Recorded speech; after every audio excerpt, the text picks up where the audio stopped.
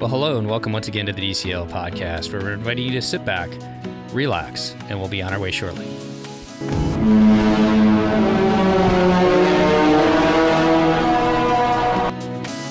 Well, welcome back to the DCL Podcast, your podcast to cruise a little smarter. I'm your host, Lake, and I am flying solo this one, but that is A-okay. We have another exciting episode. We have a first-time Disney cruiser with first-time very young cruiser as well.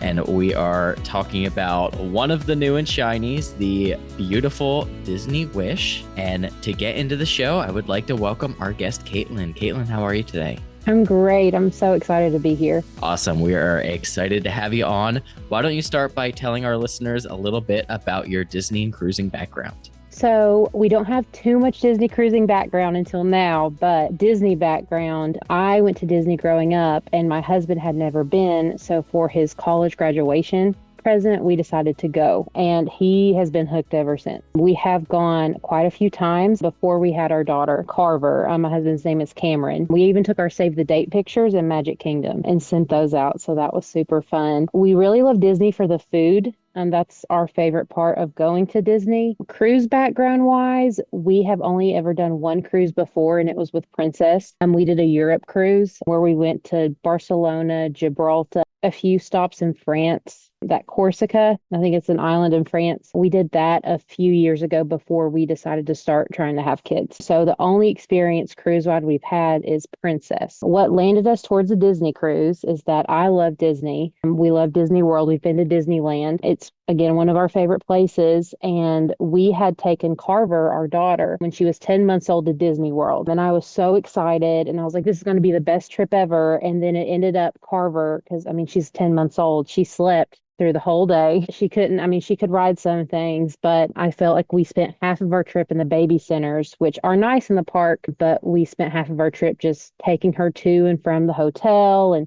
sitting in the baby center with her. So when we started looking for our vacation for the end of this year, I was like, where can we go where I don't feel like I'm just kind of throwing money away, but still have a great time? And then I had listened to a few Disney podcasters before, and they just talked about Disney Cruise Line and it being amazing. And we loved our Princess Cruise. So that's why we decided to start looking at DCL, because at the end of the day, if Carver was napping in the room, at least we could sit on our balcony and drink wine, and I wouldn't feel like it was a wasted time. Awesome. Well, you start researching Disney Cruise Line and the different ships and itineraries.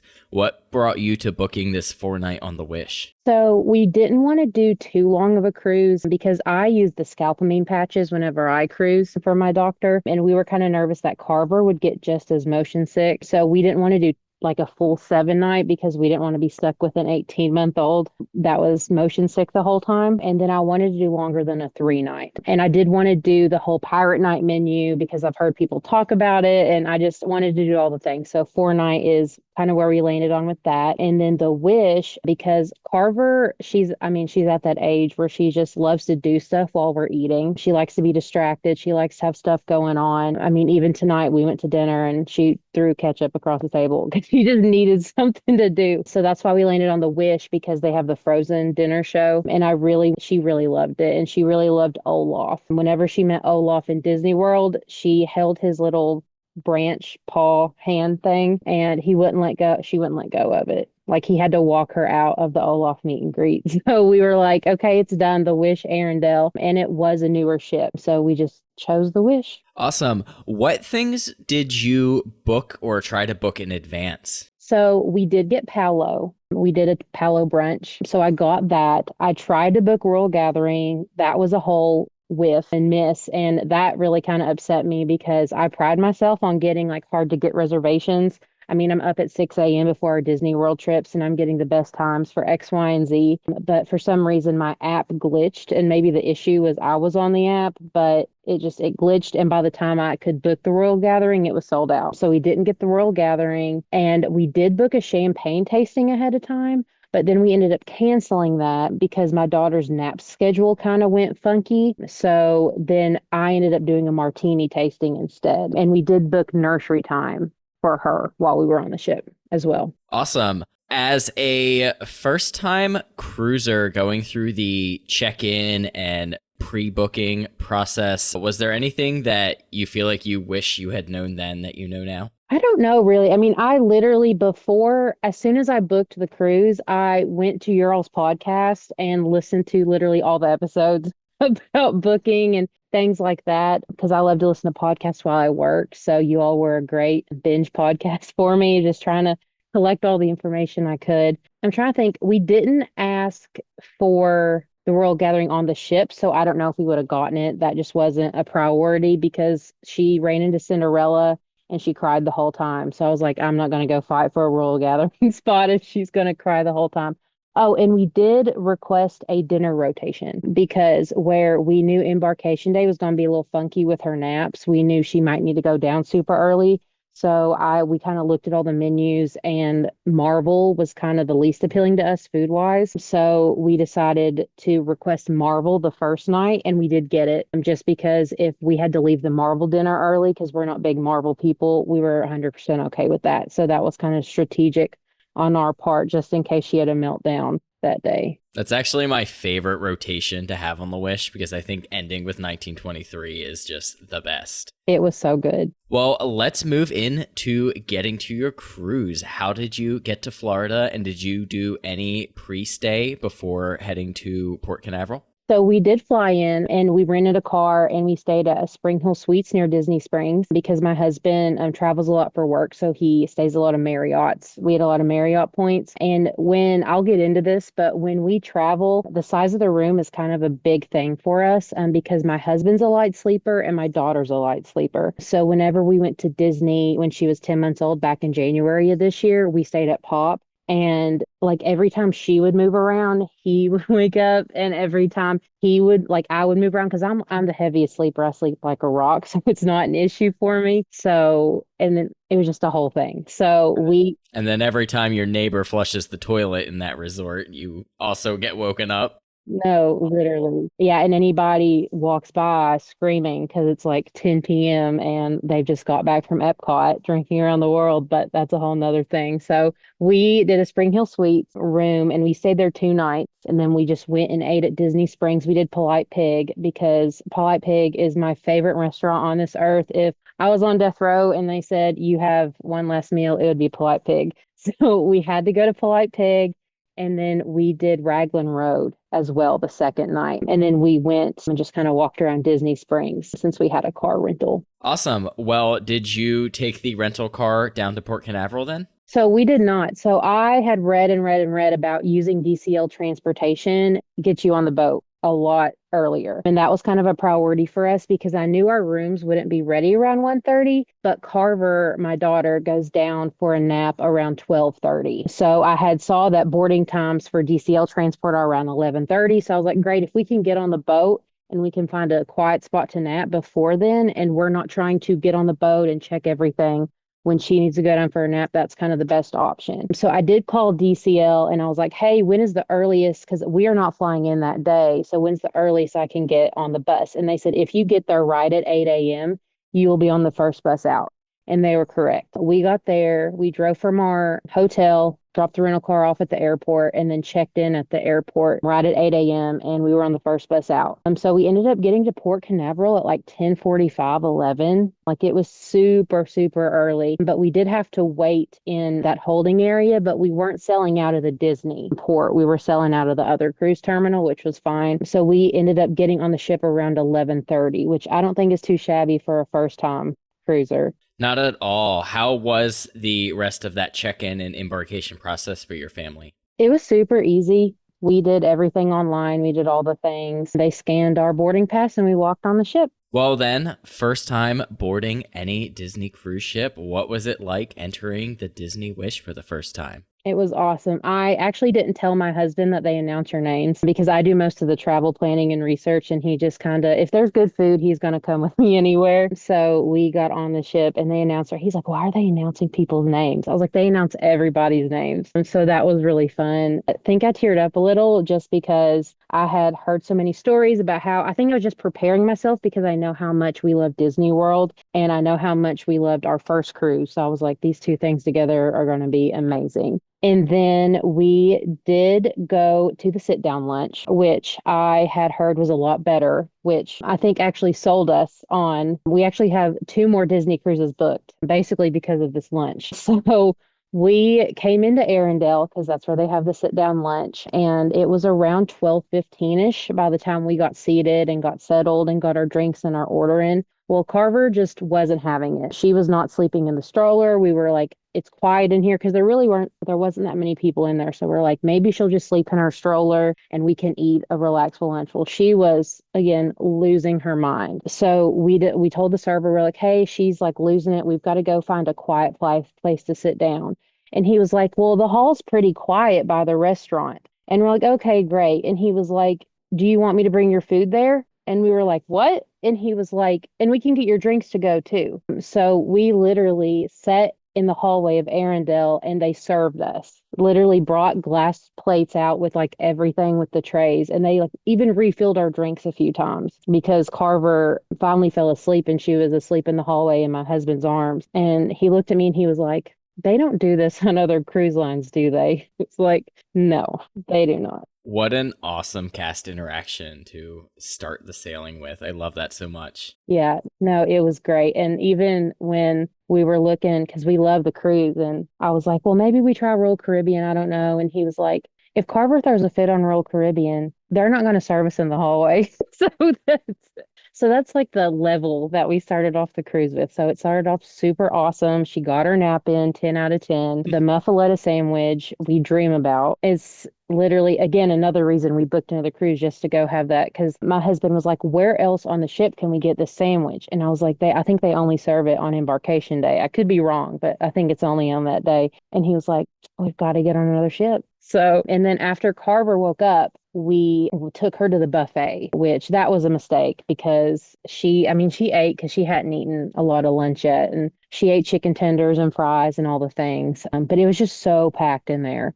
Like I think we did 3 or 4 loops around the buffet. Granted, it was like 1:30, so I think everybody was getting on the ship. So everybody was going straight to the buffet, and it was just like pure chaos in there. It took us forever to find a seat. So we actually didn't go back to the buffet the rest of the week. And I'm sure it was just, I know, embarkation day, but it was crazy. Well, after that, it should be about time to check out your rooms, yes? What kind of stateroom did you book, and how was that for your family? So it was amazing. I also did a lot of research on the room. And another reason I forgot to mention earlier, we chose the Wish is because of this stateroom. So we booked 6196. It is a corner veranda room and it is literally like a 1-bedroom suite. It is humongous and it's got a wraparound balcony around the corner. And again, like I mentioned earlier, when we travel, the more space our room has, the better it is for everybody involved. So we loved it. It was the perfect size. We put her in the other room. We could close the door when we went to bed, but our baby monitor still worked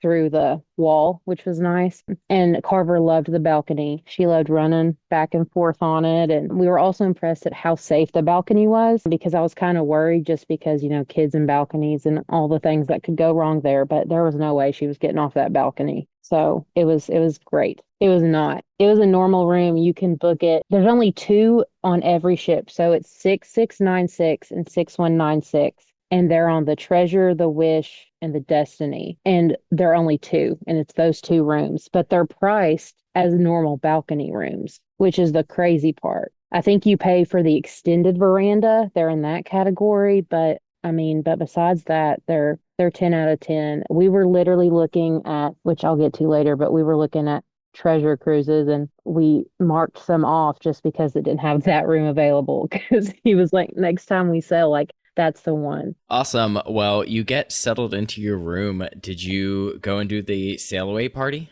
We did. And that was kind of a bummer because it was moved indoors because it was raining, which it was crazy packed in there. And I knew you had to get there early, but it was crazy town. And we finally got to like one corner and my husband held up my daughter like over his head. And she said, like, she tried to say Mickey. She saw him. Great, 10 out of 10. I really just wanted to go to hear like, you're officially on vacation. And that part was awesome. I did cry at that because it was just all this build up. And all the research and everything it took to get there. It was just awesome. Awesome. Any other notes from your embarkation day experience you'd like to highlight before we kind of move around the ship in general? No, I think that is it. Our rooms might have been ready a little bit earlier than 1:30. We don't know because, I mean, by the time we got there, everybody was kind of settled in their own rooms, which was nice. But I think that is all I have besides moving on to dinner. All right. Well, we will circle right around to dining in a little bit. But first, why don't we just talk about the Wish? Talk about the spaces on board. Where did you and your family find yourself spending time? And what did you enjoy about the Wish? So me and my husband might have different answers because where Carver goes to bed at like 7:30 and she does nap in the middle of the day, we took turns going out. So we were like, not both of us needs to be sitting in the room. One of us should go out and do something and have fun. So we just kind of switched off doing that. We loved the bayou. We ended up really connecting with a bartender. For the life of me, I cannot remember his name, but he did 8 years on the Dream before he went to the Wish. And he was telling us how he usually works the cast member bar and they move him up here sometimes just to show face. But he said he likes the cast member bar a lot better up there. But he was super nice. Anytime that I was out or my husband was out, we would stop by and say hi. He was super nice. I really like, Luna. I did a bunch of the drawing when we were there. And then my husband really liked the adults only area because he spent some time there whenever he was out exploring. But I went up to the adults only area once, but it was kind of packed for me. But he went up there on a day where there was only like 3 people in the pool. So he had some fun. You mentioned being able to utilize the nursery. How did your daughter handle that? So we were actually super worried about that because a little bit about us, I work from home and we have a sitter come to the house and watch her while I work. So while she is technically in childcare, she's always in our home with me. So we were kind of worried about putting her in the nursery, but we really wanted to do Palo brunch. And I was like, there's no way we can do Palo brunch with Carver. So it was actually very surprising. She loved it. We did Palo brunch on Nassau Day. So it was like the first day. So the first morning we were on the ship, we took her down to the nursery and dropped her off. And surprisingly, and normally she's not good with people, but the girl that was working the nursery was like, you want to come on, Carver? And Carver just went to her. Did not cry at all, which was great. And they do also a really good job about asking about allergies and snacks. And they do give you like a check sheet. They're like, we can offer them like orange juice, string cheese, crackers, and maybe apples or something like that. And you just like checked off which ones that they were allowed to have. And then you're also allowed to send your own snacks, which I wasn't for sure. I brought some anyway, but she loves the pouches, like the applesauce pouches. So we sent some pouches with her as well because she does get kind of snacky in the morning. And then as soon as we literally left to go to Palo, Goofy was walking in the nursery, like just walking on in. And it's like, wait, what? And when we picked Carver up, they were like, she just kept high-fiving Goofy. Like the man could not catch a break. Like she just kept chasing him and trying to high-five him because I guess he did it once and she just couldn't get enough of it. But they were super communicative, which was awesome. Like even she cried a little and they texted us and they were like, Carver's crying a little. We're trying to calm her down. And then like 3 minutes later, they texted and they're like, Carver's fine now. Like it was that detailed, which was really, really good. And it made us feel super comfortable, which is another reason why we're booking another cruise, because we do enjoy our adult time on vacations and we do trust them. And I didn't know this, but they also make crafts with the kids. And I didn't know it. And I did bring it to show you, but my husband went and picked her up. That might have been the day I had the martini tasting, but he went and picked her up and he was like, look what they gave us. And we were obsessed. It's our favorite thing. Oh, I love that. I'm glad that you were able to utilize that. I know a lot of people are very unsure about it the first time they utilize that service. No, it was 10 out of 10. And we did it again on the sea day just to go do some trivia and have some adult time. So that was really nice. Well, speaking of trivia, what other activities did you get up to around the ship? So I did the martini tasting, which 10 out of 10 would recommend. We originally signed up to do champagne tasting together, but then Carver started this fun thing where she didn't sleep through the night for 3 months. So we finally got her back on a nap schedule. And we just thought it was safer just for one of us to be in the room because, again, where she doesn't go to daycare, we didn't know how she was going to handle napping in the nursery. So we were like, we'll just take turns. So I booked the martini tasting, and it was great. Forewarning if you do book it, and it might vary on the boat and who's doing it, but it's a lot of drinks. Like, I think we had five, and then we also they chose three people out of the crowd to make their own espresso martini. And they chose me because it was like a bunch of couples, and then I was by myself, and they were like, "Who are you here with?" And I was like, "Oh, my husband is in the room with our daughter." But we had like a cosmopolitan, a lemon drop martini. There was like a green tea thing that she made. I don't even know what it is, but she did teach us that the way you tell a martini is by its glass. She said, I could put anything in a martini glass and we're going to call it a martini. So that was her reasoning and logic. So that's what I learned. And then we had an espresso martini, and then we had a dirty martini. And they were full size martinis, which I was surprised about because I thought they would just be like smaller, like, wine tastings. It's not too much, but no, they were they were like full 5 size drinks, which was really, really awesome. My husband we ended up coming in early on Castaway, which I can talk about this later if I need to, but that's when he really enjoyed the adult pool because there was nobody there because everybody was on Castaway. He went and saw the Seas of the Adventure show, which he really, really liked. And then I went and saw The Little Mermaid, which that got cut short because of the man overboard situation. But I can talk about that if you want me to wait about that. Go ahead. Let's Okay. just go into it. Okay. So it was super fun. So we were complaining. We were like, because when we did Princess, we just scanned the muster station, right? And like, this is your muster station. Go have fun. And they made you watch a video on the TV in your stateroom. Well, Cameron's like, why do we have to go to this muster station? And I'm like, well, I'm glad we did because we knew where it was. So it was the second night, and I was out at the Little Mermaid show. And I had left the Little Mermaid show a little bit early, and they were doing like Disney Channel trivia or something in Luna. So I went over there, and then over the intercom, it said SMOB. And the person running trivia, she just kind of stopped for a second and was like, okay, we're moving on. And then they kind of turned everything off and went over the speaker, and they're like, please like check in at your muster stations. We got a notification on the app. There's a suspected man overboard. So every single person on the ship, and it was around 9 p.m. at this point, had to go check into their muster stations. So we were at Marvel because Marvel was our muster station with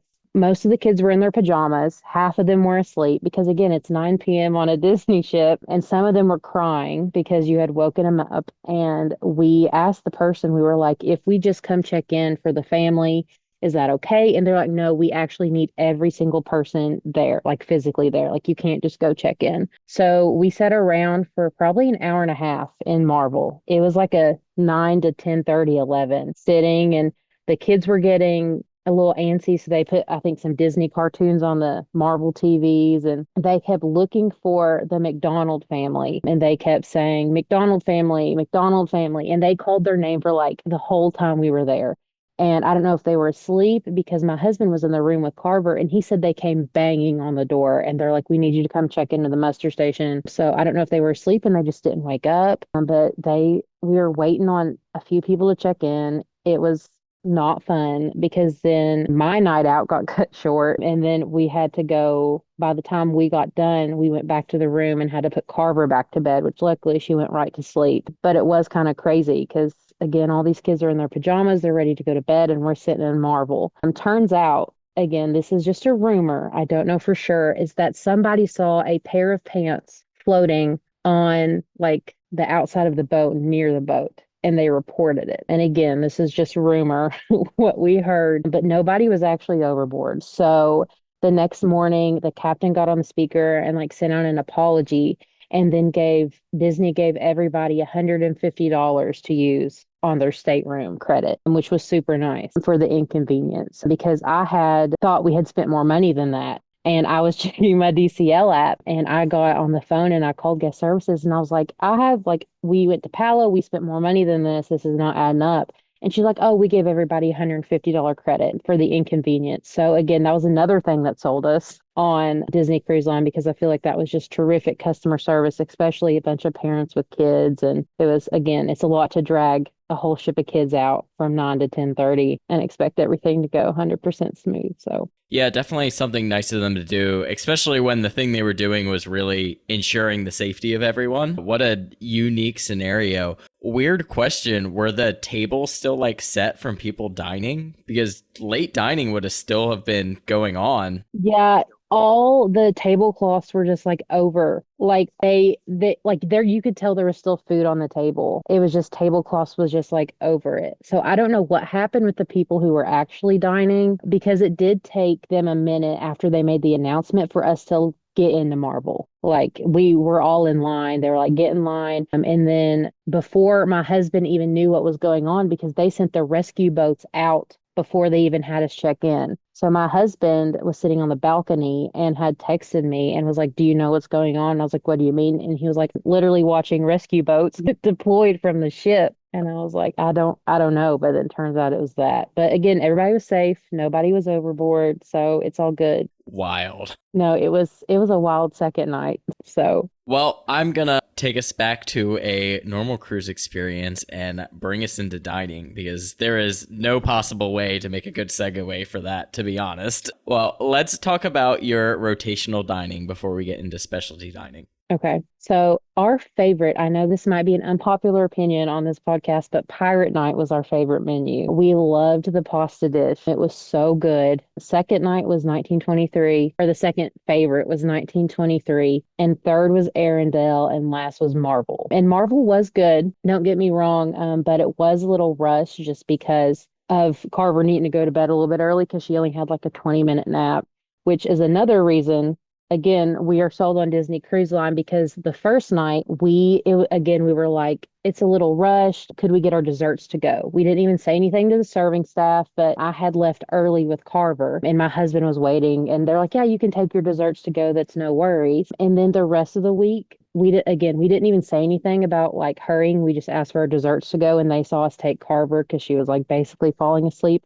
Our dinner service was like that. Like it was boom, boom, boom. Like as soon as we got in and sat down, they got our orders and we got our food, and like we were out of there in less than an hour. And again, we didn't even have to say like we need to hurry because she's got an early bedtime. They just did it. And then I will say that the first night we were seated with another family. I did request a private table. We did get that the rest of the week, but the first night we were seated with a family from Canada. And it's funny because our names are all C names. My name is Caitlin. My husband's name is Cameron. And then our daughter's name is Carver.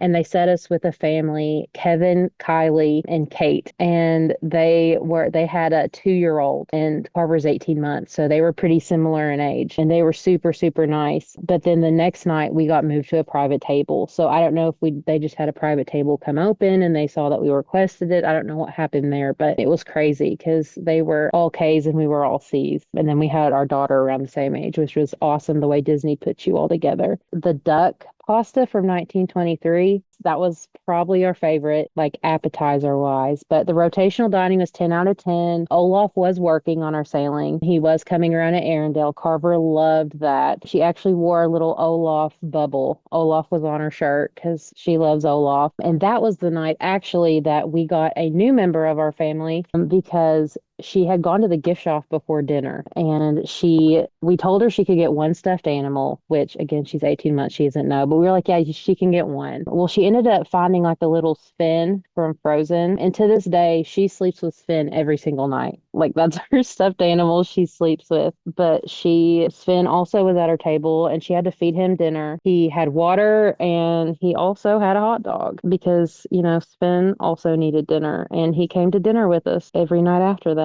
How is your seating for the Arendelle restaurant? It was really good, but I had also called and requested like good seating, which again, maybe it's too much, but I read kind of all the things and I called and just put all my requests in. And it's like the worst thing that could happen is none of the requests get met, but it wasn't going to be a deal breaker, if they weren't. So I called and requested the private table and near entertainment. So it was super good. Awesome. Any other notes on rotational dining? Carver really liked pushing the button in Marvel. 10 out of 10, the button. It was hard though, because both of their arms, Kylie, the 2-year-old, she like couldn't reach it and Carver could barely reach it. So like they had to take turns pushing the button because their arms weren't long enough. Oh, and we did get the wine package. I don't know if I mentioned that. No. Would you just discuss a little bit of what that entailed? Yeah.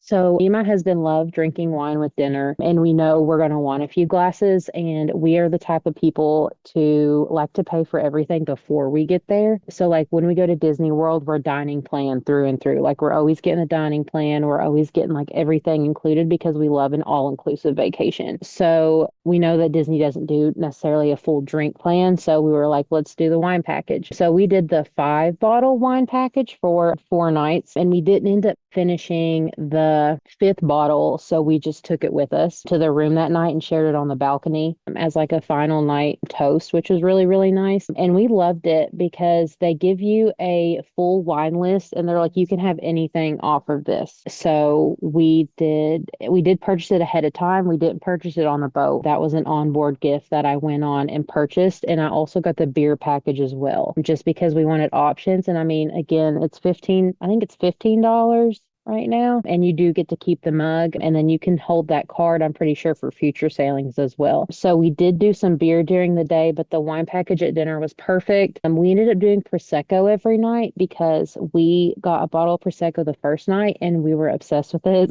So that was literally all 5 bottles of our wine package was just this bottle of Prosecco that we would have with every meal. So we were just always drinking it. Love it. Yeah, we don't have a ton of people talk about the wine package too often. They don't push it quite the way they used to. No, and the only way I knew about it is because, again, we like wine with dinner and I had done my research. So I just went ahead and bought it ahead of time and knew that when we sat down, because like for vacations, I budget everything out. So like even like drinks on the ship, we knew how much we had to spend, like for like, oh, you want a beer by the pool? Like this is how much you have left. Because that's just how we vacation. So it was just nice to know that every night when we sat down, we could just pick a bottle of wine, and I had already paid for it a few months ago. Love it. Well, let's move into specialty dining. You were able to secure that coveted Palo brunch reservation. How was that? Yes, it was so good. I tried to get it on our sea day, but we ended up getting it on Nassau Day, which was fine because we didn't end up getting off the ship. It was 10 out of 10. We are big brunch people and we are big Disney food people. So anytime we go to Disney or, I mean, anywhere, we are looking for the best places to eat. My husband says that the calzone was the best thing he's ever eaten in his life, the prosciutto calzone, but he says second would have to be the almond croissant. Those are so good. And the service was so good as well at Palo. And it wasn't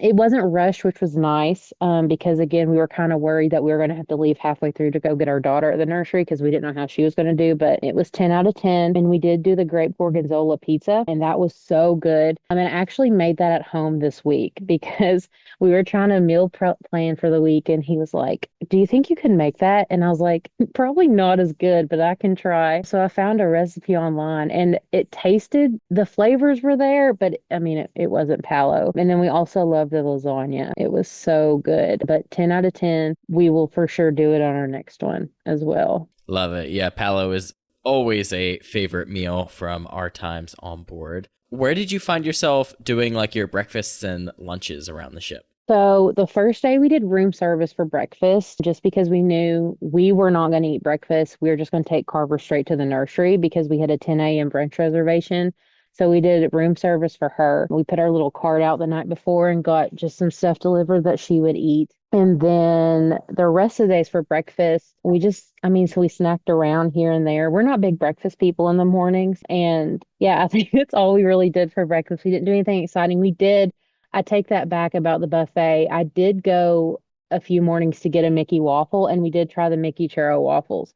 But it was a pop in and then go back to the room because the buffet was crowded. So we just went and got our Mickey waffles because Carver had a Mickey waffle every single morning. She loved them. And then lunch wise, we did the pool deck. We loved the barbecue and we loved Donald's Cantina.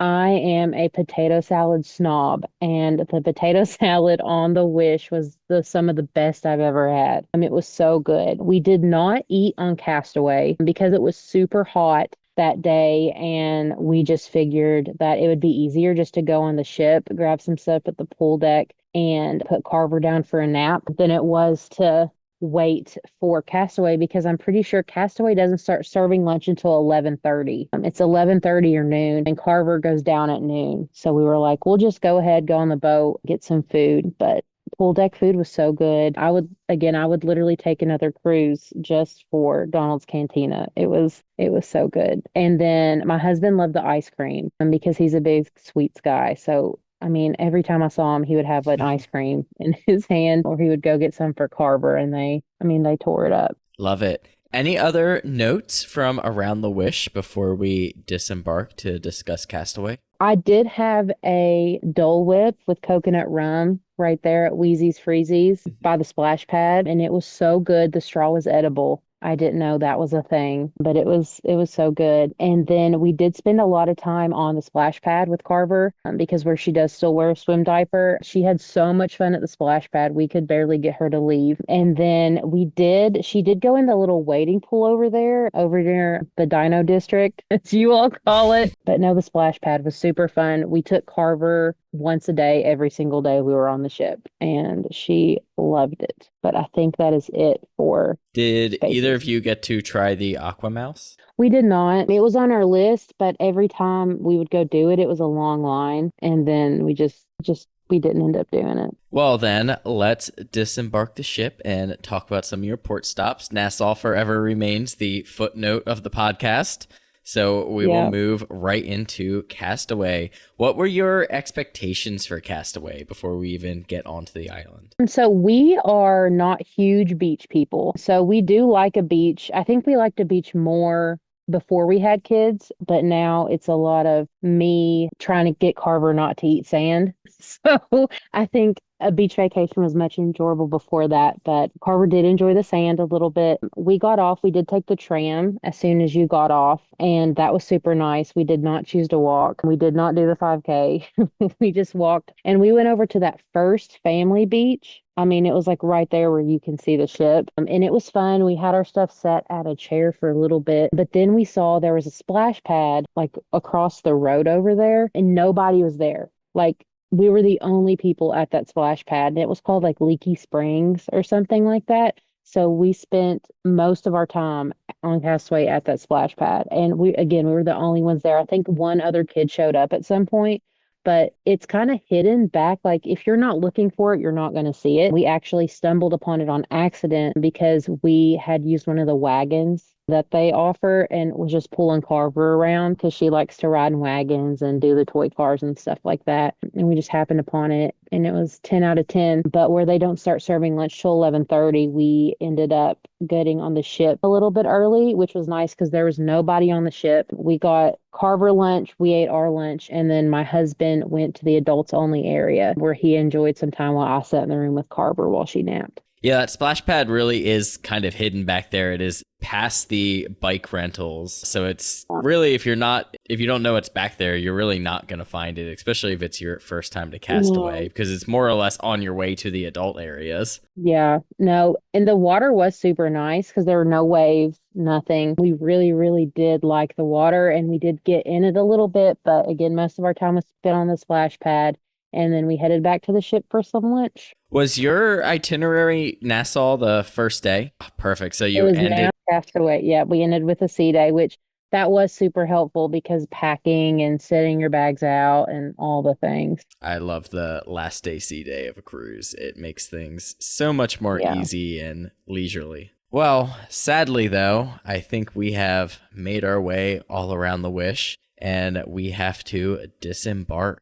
What was that process like for your family? So it wasn't terrible. Our stateroom host was 10 out of 10. Her name was Charisse. She was super, super nice. And she came to us and she's like, make sure you have your bags out at this time. We were one of the first groups. I think we were Tinkerbell, possibly first groups to go off the ship. And we did use DCL transport because we were checking into the Poly that day, because I knew that I would be sad getting off the cruise ship. And I said, you know what? Why don't we make it a little less sad and booked the Polly and Ohana that night.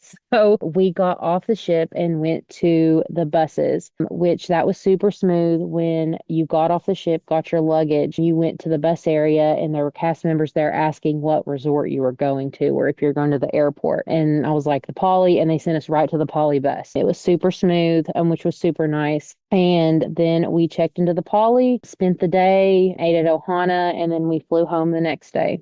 Love it. Well, I have a couple more questions for you before we end the show here.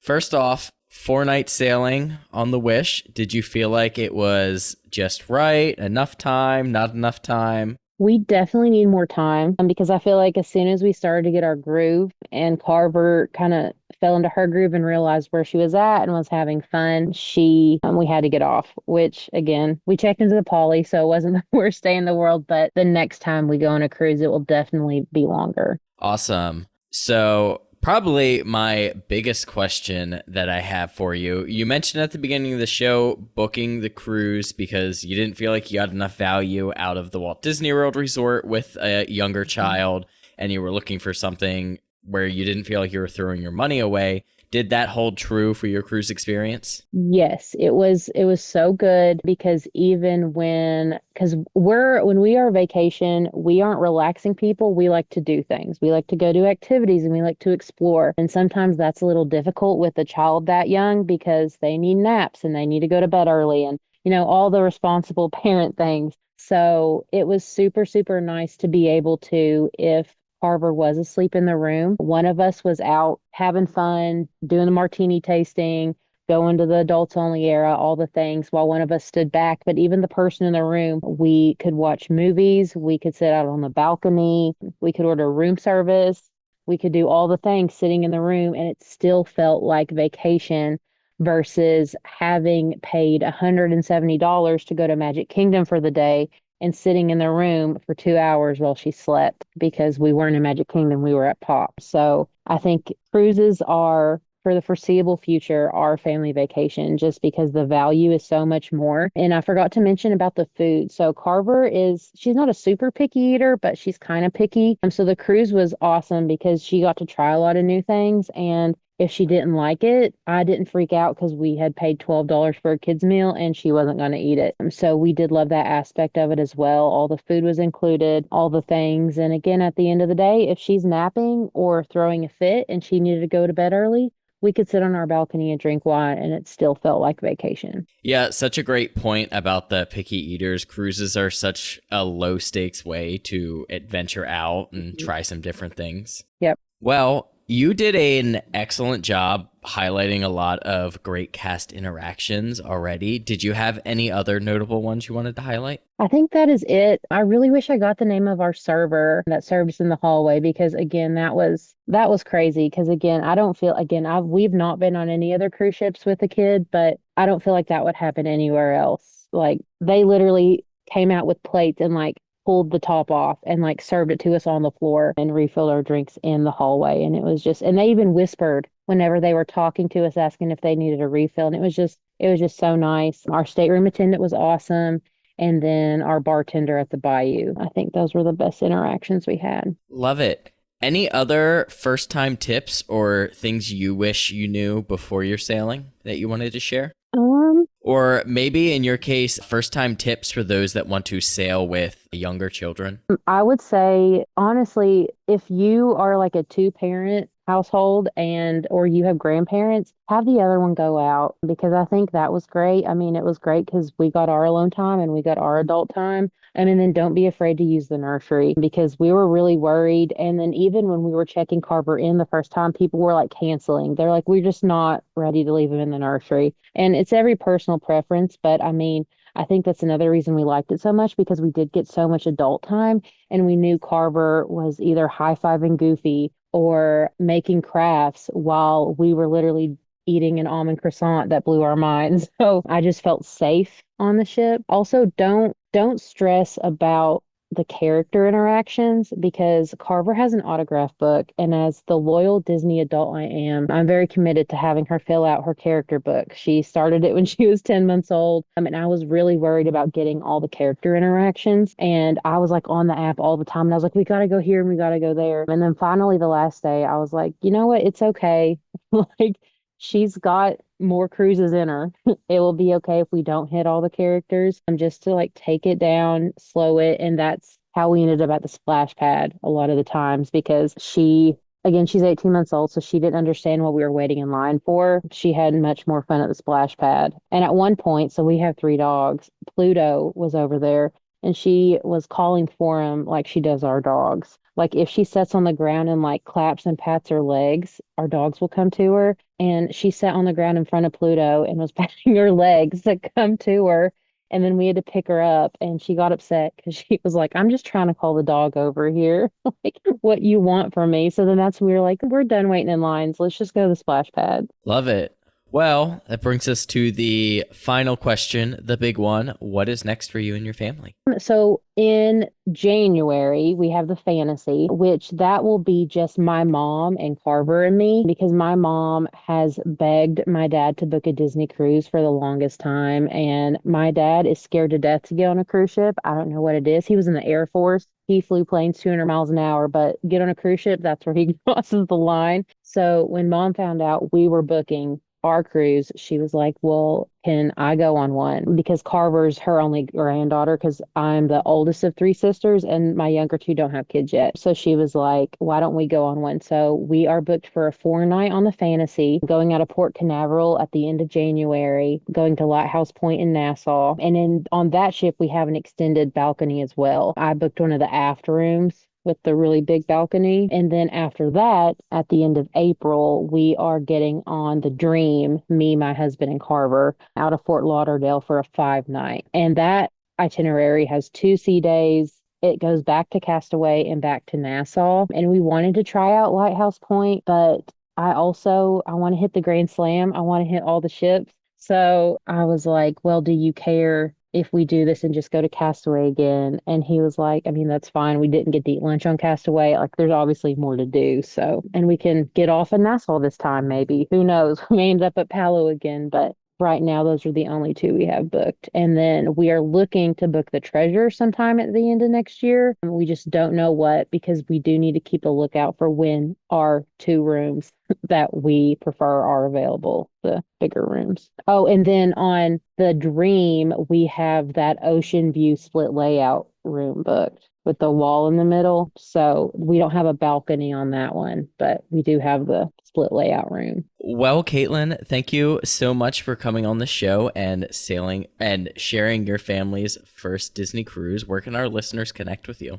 On Instagram, I'm C_earlywine09. And on TikTok, I'm just Caitlin Earlywine. And I have been trying to up my Disney content game. And I am kicking myself because I was so focused on having fun on the cruise. I didn't take a lot of videos because I wasn't on my phone that much. And now I'm trying to like bump up my TikTok a little bit, and I'm going through and I'm like, I didn't take any video this cruise. It is so much work to balance enjoying a trip and trying to do content. 100% understand that. Yeah. Well, thank you again so much for coming on. And we definitely hope after your many next upcoming sailings, you choose to come back on and share a little bit about your cruising experiences with us again. No, I will for sure. Well, Caitlin, thank you so much again for coming on and sharing your experience on the Disney Wish. We're so glad that you had an awesome sailing and have definitely bitten the bug, as it seems. Yes. Well, that is going to do it for this show. As always, you can follow Christy at Pack Your Pixie Dust. And if you'd like to utilize her travel services, you can use the link below. And you can follow myself at MouseGen on Instagram and YouTube. And you can follow the podcast at DCL Podcast on Instagram and Facebook, or find more information at our website, dclpodcast.com. But that is going to do it for this episode. Thank you all so much for listening, and we will see you next time on the DCL Podcast. Bye, guys. The DCL Podcast is not affiliated with the Disney Cruise Line, Walt Disney Company, Adventures by Disney, or Run Disney. All of the opinions expressed on our shows are those of the hosts and the guests who appear on the show. If you have any questions about any of these products, please contact the Walt Disney Company.